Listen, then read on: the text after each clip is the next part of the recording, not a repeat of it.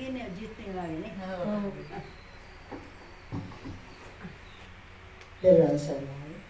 අද විශේෂ පොයක් අපේ රස පිළිජන පොයක්. ඇසල පොයේ. ඉතින් ගොඩාක් පින් තියෙන පොයක් තමයි අද ඔබතුමීලා සහභාගී වෙන්නේ අපිට.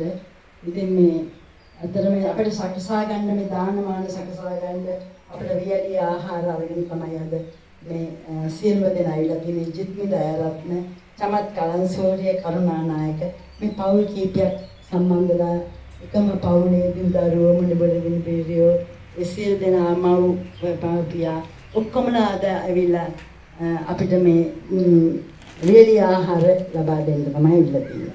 ඉතින් ගොඩාක් පින් ඉතින් මේ ජිත්මි දයාරත්නගේ උපන්දිනයේ නිමිත්තෙන් තමයි අද මේ ස්ථානයට සම්බන්ධ වෙන්නේ.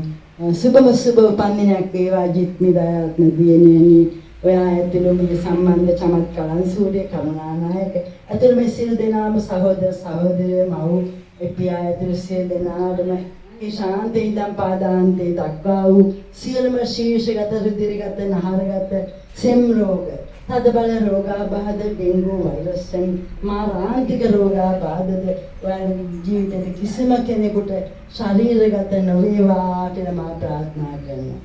නිදුක් නිරෝගී සුවපත් භාවයටපත් වෙලා ඔයාලට සංසීමෙන් ජීවත් වෙන්න වාසනාව පින ලැබේවා කියලා තමයි ප්‍රාර්ථනා කරන්නේ. අපිට දීර්ඝායුෂ ඕනේ නැහැ.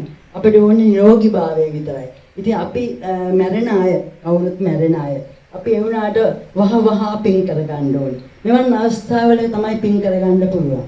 ඒක නිසා විශේෂයෙන් තම